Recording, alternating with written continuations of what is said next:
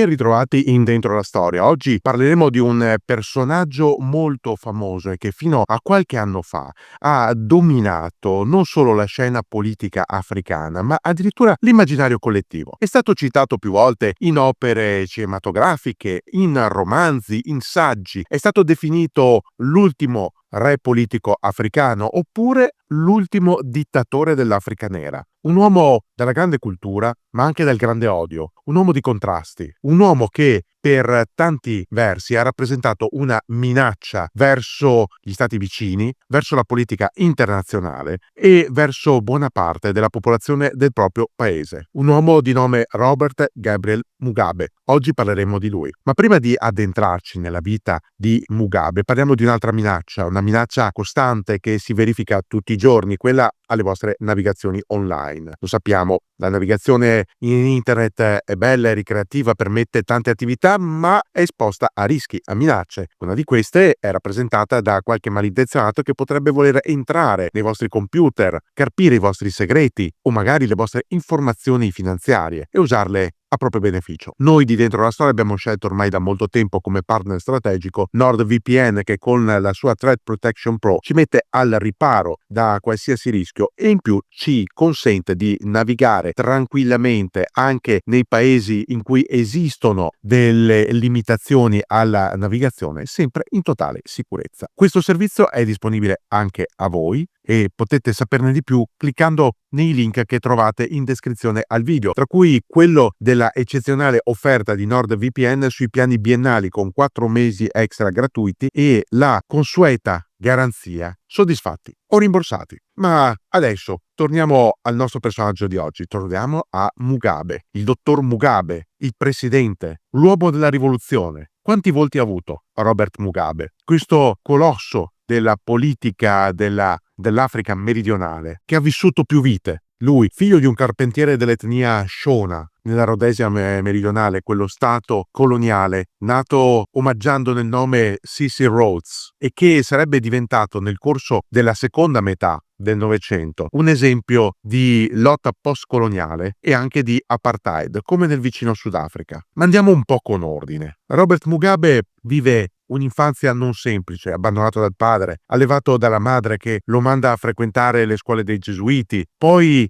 la volontà di diventare lui stesso un insegnante. Quando nel 1945, a 21 anni di età, lascia la missione di Kutama e va a insegnare nelle varie scuole. La vita di Robert Mugabe conosce diverse svolte. Dopo la seconda guerra mondiale inizia ad affascinarsi alla politica. Si documenta su quello che sta avvenendo in India, la lotta non violenta del Mahatma Gandhi. È un suo contemporaneo Gandhi, ma morirà, lo sappiamo, per mano di un estremista indù. Mugabe non è affascinato solo da Gandhi, ma anche da altre teorie, le teorie marxiste. Vi entra in contatto mentre sta conseguendo la laurea in scienze politiche all'Università Sudafricana di Fort Hare. In quel momento Mugabe ha solo 24 anni ed è combattuto tra le due teorie opposte. Gandhi è un pacifista, apolitico, non si può definire né un nazionalista né un socialista. È prima di tutto interessato all'unione del suo popolo per trovare una soluzione tranquilla, moderata, verso l'indipendenza. Le idee invece con cui il giovane Mugabe entra a contatto, quelle marxiste, sono ben più rivoluzionarie e le ritrova anche più avanti, dopo aver completato altri studi, perché Mugabe è un uomo studioso, almeno nella prima parte della sua vita, e questi studi lo portano in giro per il mondo, soprattutto in giro per l'Africa. Si sposta più volte in Sudafrica a Driefontein, poi torna a casa a Salisbury, poi va in Tanzania. Tra il 1958 e il 1960 è in Ghana,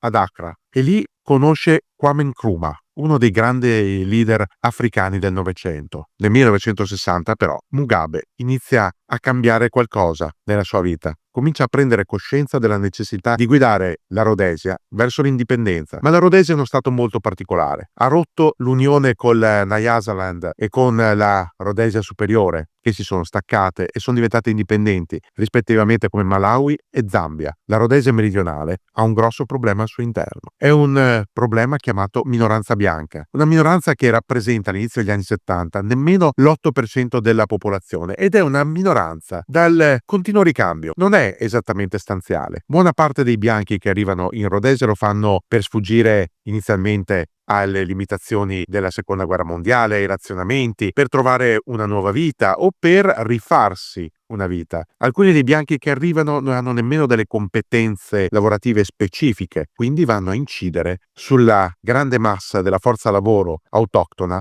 quella nera, che viene impiegata principalmente in lavori umili e pesanti. Molti dei bianchi che arrivano si danno all'agricoltura, acquisiscono fattorie o si fanno semplicemente rilasciare dal governatorato generale un'autorizzazione a coltivare la terra. Ma questi bianchi non hanno nessuna intenzione di spartire né la terra né il potere con la maggioranza nera. Il partito al potere all'interno della Rhodesia in quegli anni è guidato da un uomo, si chiama Ian Smith, è un suprematista bianco, Ian Smith, e non ha nessuna intenzione di ridiscutere i rapporti di forza che il suo fronte rhodesiano hanno stabilito. Smith, tra l'altro, non accetta nemmeno le dichiarazioni del governo britannico. D'altronde, il primo ministro inglese, Harold Wilson, aveva da tempo dichiarato di non voler concedere l'indipendenza alle ex colonie in cui i rapporti tra minoranza bianca e dall'altra parte maggioranza nera non fossero ben regolamentati, con un pieno accesso degli autoctoni alle istituzioni e alla possibilità di governare il paese. Smith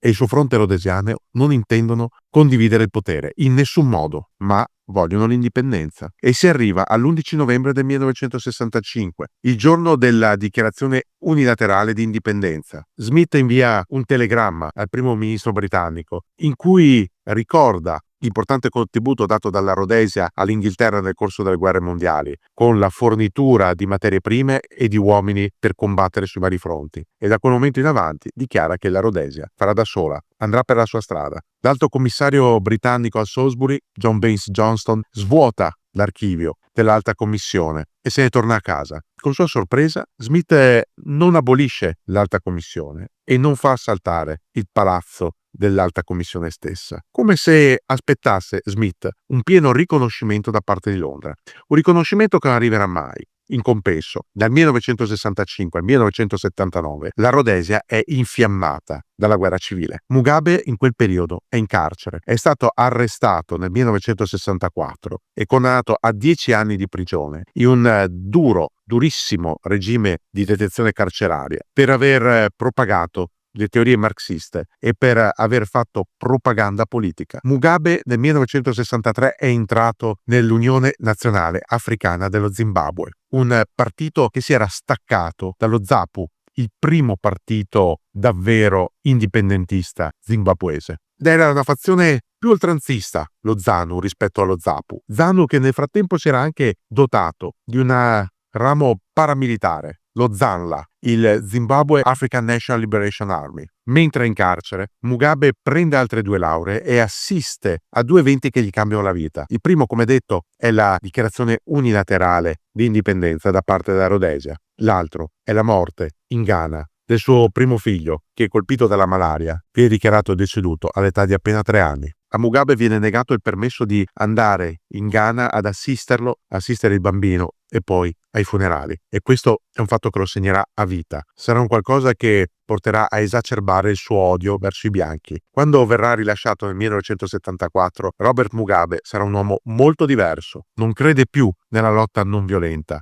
non crede più nelle teorie del Mahatma Gandhi, crede solo nella lotta armata. Quindi scappa a piedi verso il Mozambico, quel Mozambico che era reduce da una lunga guerra di indipendenza contro il Portogallo, ed è in Mozambico che prende le redini dello ZANLA e avvia la fase più cruenta della guerra civile contro il fronte rhodesiano di Ian Smith. Per 4 anni, dal 1975 al 1979, la guerra civile diventa qualcosa di mai visto prima in Rhodesia. Si fronteggiano da un lato e dall'altro formazioni armate da blocchi contrapposti. Da un lato abbiamo l'Unione Sovietica e i suoi satelliti che armano lo ZANLA. Dall'altro, la Rhodesia, pur isolata in seno all'ONU dalle sanzioni, attraverso una risoluzione del Consiglio di Sicurezza, è sostenuta, finanziata e armata da diversi stati. Ovviamente il Sudafrica, che manda anche diversi suoi soldati regolari, travestiti con le uniformi dell'esercito regolare rhodesiano, a combattere. Poi il Portogallo, che almeno fino alla rivoluzione dei Garofani appoggia platealmente Ian Smith. Israele, che fornisce armamenti. L'Iran dello Shah, anche questo determinato a intervenire nell'area. Gli Stati Uniti mantengono una posizione più defilata. bypassano le sanzioni, acquistano materiali ferrosi dalla Rhodesia stimolandone positivamente l'economia, ma non vendono armi. Preferiscono rimanere fuori da tutto ciò. Lo scontro diventa pesante e viene richiesta una mediazione internazionale che arriva proprio da Londra, che interviene in maniera diretta, ripristina la vecchia colonia dopo la bellissima esperienza del cosiddetto Zimbabwe Rhodesia e avvia la strada verso l'indipendenza. Una strada che passa attraverso la sconfitta di Ian Smith, che è costretto a cedere il potere, e all'apertura di una nuova fase. Gli accordi portati avanti da Lord Soames, leader del governo coloniale, riescono a portare finalmente la pace. Il 4 marzo del 1980 si tengono le prime elezioni politiche in Rhodesia, ormai prossima a essere ribattezzata Zimbabwe. Il candidato principale è lui, Robert Mugabe, che vince un po' a sorpresa, perché contro di lui si era schierato Joshua Nkomo, suo vecchio rivale ai tempi della lotta politica e capo dello ZAPU.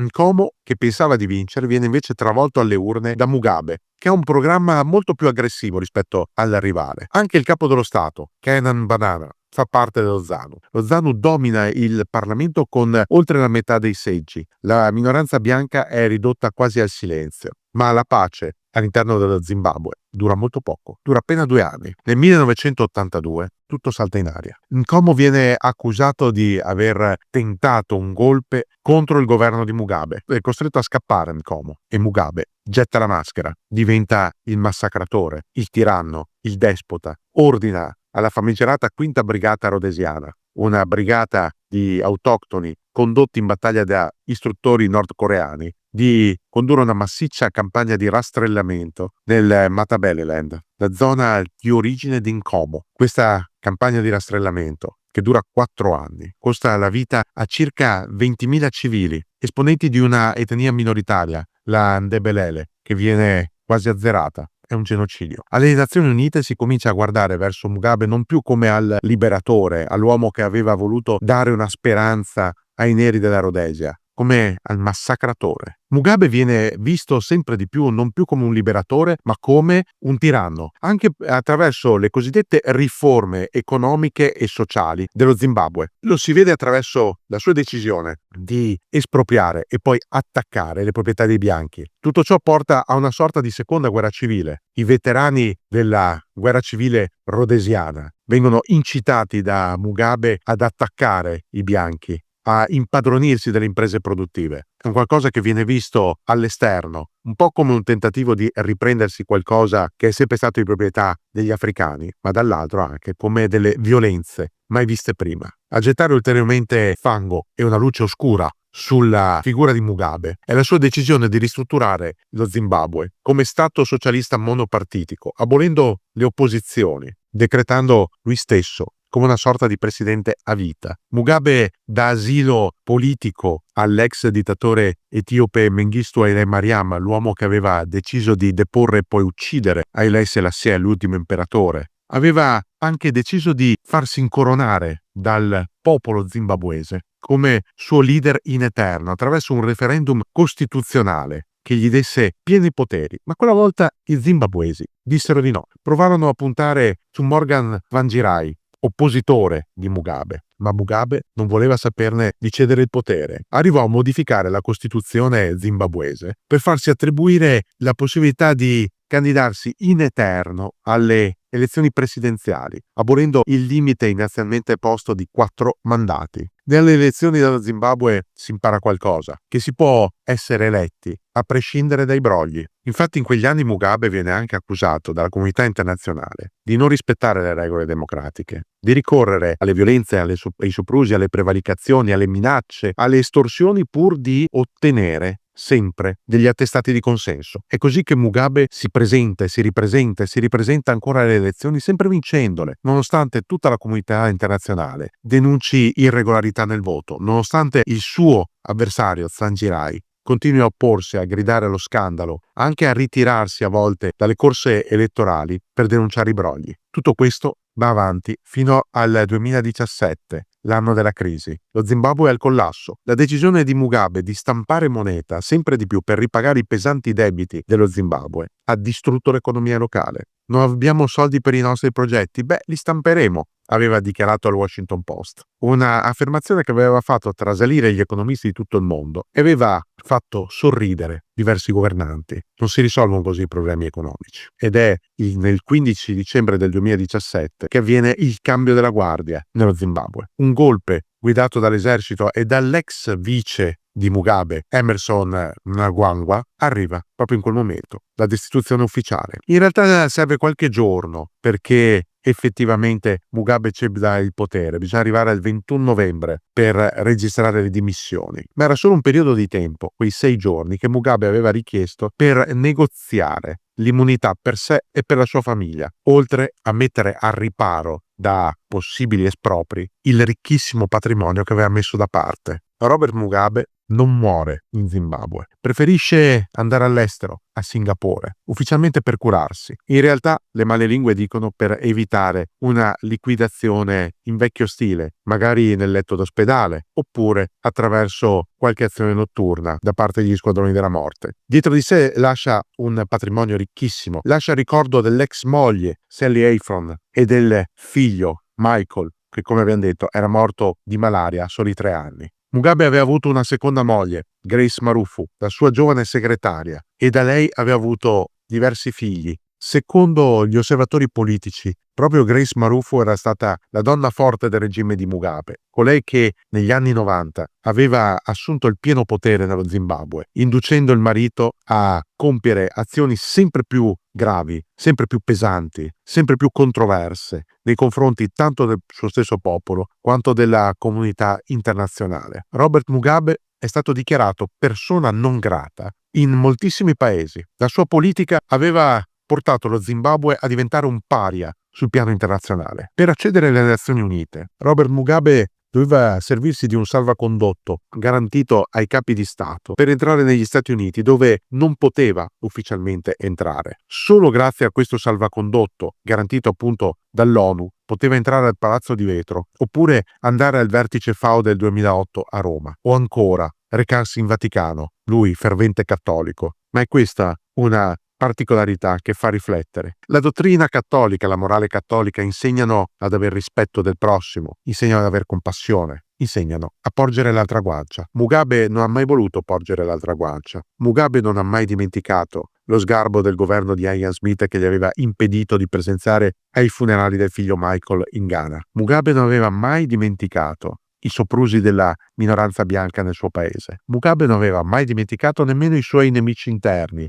da Nkomo a Tsvangirai. Mugabe non aveva mai saputo davvero perdonare. Ed è questo che fa specie. Come poteva un uomo del genere definirsi un buon cattolico? Come poteva un uomo del genere, accusato di genocidio nel suo stesso paese, essere accolto alle Nazioni Unite o addirittura in Vaticano? Come poteva un uomo che pure vantava una formazione accademica invidiabile, con titoli conseguiti anche studiando in carcere, dimostrarsi così brutale, così estraneo alla realtà, così disumano? Come poteva? Non possiamo più rivolgergli questa parola pensando di avere una risposta, perché d'altronde Robert Mugabe è morto 6 anni fa, nel 2019, a Singapore. Dietro di sé ha lasciato quella nomea, la nomea dell'ultimo sovrano assoluto dell'Africa nera, l'ultimo dittatore, l'uomo che scambiò la volontà di riscatto della nazione nera con il desiderio di vendetta della nazione nera. E allora, in chiusura, ci chiediamo quanto il desiderio di indipendenza può essere mediato con la volontà di riscatto e quanto la volontà di riscatto può essere davvero accettata se poi sfocia nel desiderio puro di rivalsa, di vendetta. La storia dello Zimbabwe e precedentemente della Rhodesia è una storia intrisa di sofferenze e di sangue. È una storia che passa per Cecil Rhodes, per Ian Smith e ovviamente per Robert Mugabe. È una storia che merita di essere raccontata per capire come a volte la lotta per l'indipendenza possa essere vista con occhi diversi, con quelli di un bianco che vuole mantenere i propri privilegi, è il caso di Ian Smith, o con quelli di un nero che vuole prendersi un'enorme rivincita su tutto il mondo, è il caso di Mugabe, anche a costo di far pagare il conto di questa sua rivincita, non agli ex oppressori, ma al suo stesso popolo, condannato a farsi massacrare, a morire di fame, a morire di malattie, a vedere il proprio leader parlare di progresso, di sanità, di alfabetizzazione, quando in Zimbabwe si muore di malattia e quando una larghissima fetta della popolazione ancora oggi è completamente analfabeta.